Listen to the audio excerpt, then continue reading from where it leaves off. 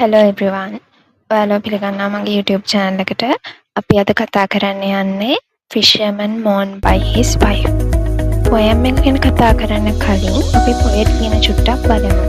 මොකද සාමාන්‍යයෙන් අපි සිංහල වල වුණත් ඉංග්‍රීසි වල වුණත් poem එකක් බලද්දී සාමාන්‍යයෙන් poet ගැන අපි ඉස්සෙල්ලාම දැනගෙන ඉන්න ඕනේ. එතකොට ඒ කවිය තේරුම් ගන්න වඩාත් ලේසියි. Patrick Fernando was born on 1931 to a Catholic middle-class family on the southwest coast of Sri Lanka. Patrick Fernando's making influenced by the colonial heritage of Sri Lanka. 1931 කියලා කියන්නේ අපි නිදහසවත් ලැබලා නැහැ. මොකද අපි 1948 ඉන්නේ නිදහස ලබා ගන්නේ. එතකොට අනිවාර්යයෙන්ම පෘතුගීසි ලන්දේසි බ්‍රිතාන්‍යයන් කියන අපි ජාතීන් යට තුනකට යටත් වුණා. ඒත් 1931 වෙද්දී හිටියේ බ්‍රිතාන්‍යයන්.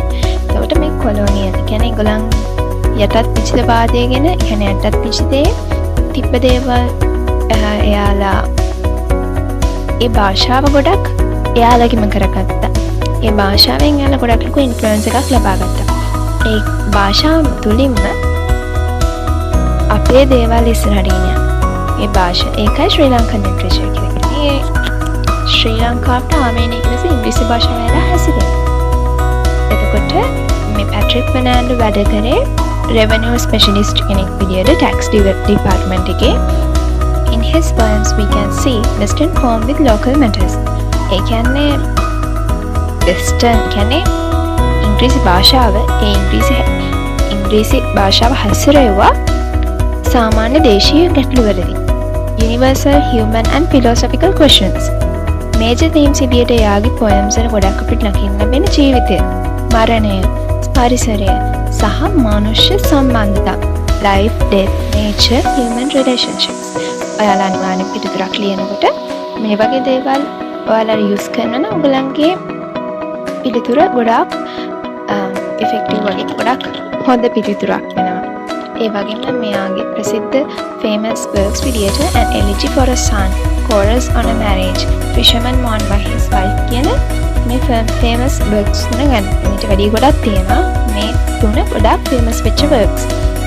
The poem is divided into 5 stanzas that track the relationship from its beginning to its tragic ending. ඉස්සරහට පටන් ගන්න ලස්සන ආදර කතාවකින්. හැබැයි අවසානයේ මරණය. අවසානයේ ජීවිතයේදී අපි ඇත්තටම මේක ශ්‍රී ලංකාවේ මුළු ජනතාවගේ ඇත්ත ජීවිතය. This couple had a traditional arranged marriage. Earlier they were strangers. Over the time, they developed a deep, quiet love. They had a child. The poem ends with the wife sitting by his dead body, realizing her life changed forever. So, this is the overall summary of this poem, but we can see it by stanza. අපි ඉස්සෙල්ලා poem එක recite කරමු. එතකොට අපිට ගොඩක් තේරුම් ගන්න ලේසි. The Fisherman Mourned by His Wife by Patrick Fernando. When you were not quite 30 and the sun had not yet turned you into old board brown, when you were not quite 30 and had not begun to be embittered like the rest, nor grown obsessed with death, then would you come hot with continence upon the sea, chased as a gull flying, pointing home, in haste to be with me. Patrick Fernando මේ ස්ටැන්සා එකේදී කියන්නේ එයාට අවුරුදු 30ක්වත් නැහැ කියලා. සාමාන්‍යයෙන් ගෑනු අය දුක කියද්දී ඉතින් එයාලා එකින් එක එකම දේ දෙපාරක් තුන් පාරක් කියවන්නේ එයාලගේ දුක නිවනකල් සමහරට ඕනම මනසෙක්. ඒක තමයි මනුස්සයන්ගේ විදිහ. ඒක තමයි මනුෂ්‍ය ස්වභාවය ඇත්තටම කියනවා නම්. ඉතින් අවුරුදු 30ක්වත් නැහැ මෙයා මේ යනකොට කියන්නේ. එතකොට එයාගේ හැම දුඹුරු පාට වෙලා තිබ්බත් නැහැ. සාමාන්‍යයෙන් දීවරයන් ටිකක් දුඹුරු. ඒ කියන්නේ දුඹුරු පහයට හුරු කටිය. මොකද එයාලා හැමතිස්සෙම ආව්වේ. ඒ කියන්නේ මොහොත ගියාට සීතල නැහැ. මොහොතේට හොඳටම රස්නේ දැනෙනවා.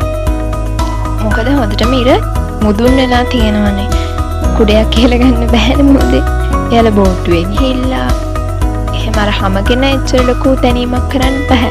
තමගේ රස්සාව ජීවිතයේ පවුල රැකගන්න ගොඩක් ලොකු අවදානමක් ගන්න වෙනවා, විශේෂයෙන්ම මුහුදු රස්සාව කරන මිනිසුන්ට, දීවරයන්ට. මේ දීවර ජනතාවගේ සැබෑ ජීවිතය කොහොමද එයාලාගේ ජීවිතේ එයාලා ගෙනියන්නේ කියන එක හරියටම පැට්‍රික් බර්නඩෝ අපිට සමහරක් වෙලාවට මේක පොයම් එකක් විතරක් වෙන්න පුළුවන්. හැබැයි මේක එයාලගේ ජීවිතේ. එයාලා අදටත් ගොඩක් ඔය මුහුදේ සමහරක් වෙලාවට සිලිකුණාට වෙන්න පුළුවන්, විවිධ දේවල් ඇති වෙන්න පුළුවන්. ඒ විවිධ දේවල් තුලින් එයාලගේ ජීවිතේ නැති වෙන්න පුළුවන්. සමහරක් වෙලාවට හානි වෙන්න පුළුවන්, අනතුරු වෙන්න පුළුවන්. ඉතින් ඒවා ඒගොල්ලන්ගේ ජීවිතේ සාමාන්‍ය දේවල් වුණත් අපිට සාමාන්‍ය දෙයක් වෙන්න පුළුවන් මේ කියවන එක. නමුත් එයාලගේ ඒ ජීවිතේ.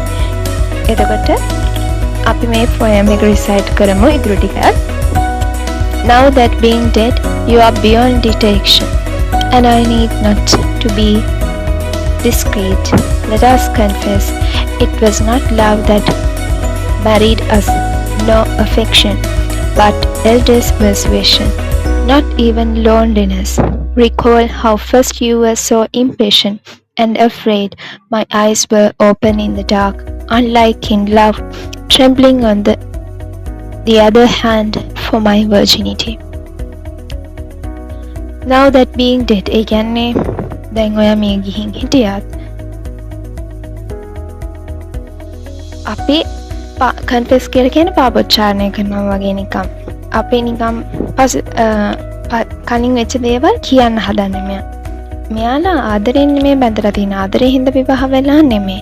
හැබැයි එයාලගේ වැඩිහිටියෝ එයාලට arrange කරපු marriage එක. එතකොට arranging marriage එකක් තමයි මෙයාලා එයාලා දන්නේ නැහැ කවුරු. each other, they don't know about each other anything. They are not lovers even. සාමාන්‍යයෙන් ආදරය කරන දන්නවනේ කෙනෙක්ා ගැන, හැබැයි මේ දෙන්න දන්නේ නැහැ එකිනෙකා කවුද කියලා. ඉතින් ඊට පස්සේ trembling on the other hand for my virginity කියලා කියන්නේ ඒගොල්ලන්ගේ පළවෙනි රාත්‍රිය වල විවාහ වෙලා ගත කරනවා. එතකොට 3 months the monsoon trashed the sea and you. සාමාන්‍යයෙන් මාස 3ක් මෝසම් සමය කියලා තියෙන්නේ. එතකොට ඒ වැස්ස කාලෙට මුහුද යන්න බෑ. එතකොට ගෙදරට වෙලා තමයි යාළුවා ඒ කාලේ ඉන්නේ. ඒ කාලේ ඇත්තටම දීවරයාගේ ජීවිතේ හරියම අමාරු කාලයක් අස්සාව නැතුව එයාලා කලින් තු කරගත දේවල් වලින් තමයි යාළුවා ජීවත් වෙන්න ඕන. එතකොට හරියට බැස්ස කඩාගෙන වැටෙන්නේ හරියට අහස පැලිලා වගේ. එතකොට අකුණු දොර වහිනවා නෙමෙයි, වැස්ස ගලනවා. කියන්නේ වැස්ස හරියම තදට වහින වැස්ස ඒ කාලෙට. එතකොට ඒ වගේම අවසානයේ කියනවා වැස්ස ඉවර වෙලා අලුත් මල් පොහොට්ටු ඉපදෙනවා. ඒ කියන්නේ එයා අලුත් ජීවිතයකට ඉපද දෙන්න බලාපොරොත්තු වෙනවා. ඒ කියන්නේ දරුවෙක් ලැබෙන්න ඉන්නවයි කියලා කියනවා. ඊළඟ ටිකේ තමයි යා කියන්නේ. හරිද? එතකොට මේ ස්ටැන්ස් එකේ තමයි මේ ටික තියෙන්නේ. My face was wan when telling you, and voice fell low, and you seemed full of guilt and not to know whether to repent or rejoice over the situation. You nodded at the ground and went to see, but soon I was to you more than God or temptation, and so were you to me. සාමාන්‍යයෙන් කියන්නේ යාගේ බිරිඳ pregnant වුණාට පස්සේ එයා ගිහිල්ලා යාගේ ස්වාමීට කියනවා. එතකොට එයාගේ ස්වාමී නිකන් ඔළුව වෙනවා විතරයි. එයාට තේරුන්නේ නැහැ. ඒ කියන්නේ එයාට සමහරක් විට ඒ කාලේ ඉතින් ඒ සමාජ පරිසරයේ මේ කියන්නේ ඒකට එයාලා ලොකු ඒක එයාලා දන්නවා. ඉස්සරහට එතකොට ගොඩක් පියදම් කරන්න වෙනවා. එතකොට දරුවෝ වෙන බලන්න වෙනවා. ඉතින් එයාගේ ස්වාමියා ඔළුව මනලා ඊට පස්සේ ආයෙත් මොහොතට ගියාලු. කියන්නේ බෝට්ටුවේ හඳට ගියා. එතකොට ඒ ස්ටැන්ස් එකෙන් කියන්නේ ප්‍රෙග්නන්ට් වෙලා එයාගේ ස්වාමියාට කියන එක.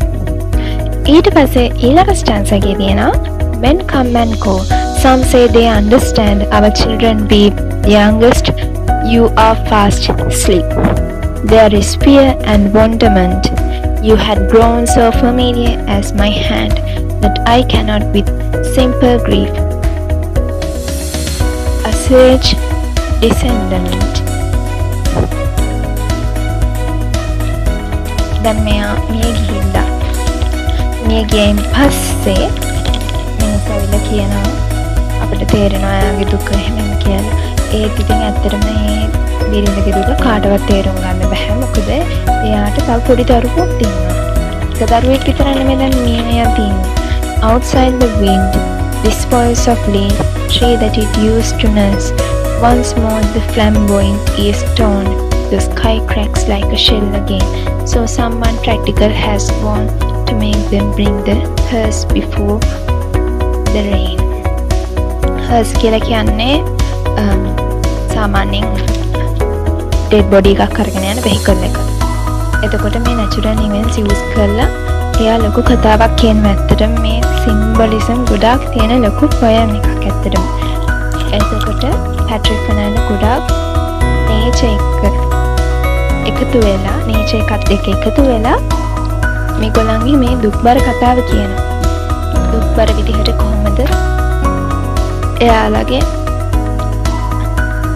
දරුවෝ වැළපෙන්නේ කොහොමද, ඒ වගේම එයා ඉස්සරහට මුහුණ දෙන්නේ කොහොමද, සමාජෙ ගොඩක් දේවල් තියෙනවානේ, තනියෙන් දරුවෝ බලා ගන්නවයි කියන එක ලේසි නැහැ. එතකොට මේ poem එකේ main theme එක තමයි uncertainty of a fisherman's life at sea.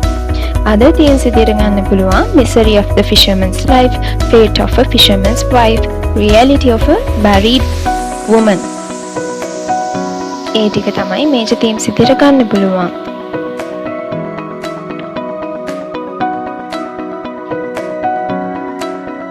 ඔයාලට ගොඩක් ස්තුතියි මගේ වීඩියෝ එකත් එක්ක සම්බන්ධ වුණාට. එහෙනම් අපි තවත් poem එකක් ඊළඟ දවසක හමු වෙමු. Thank you.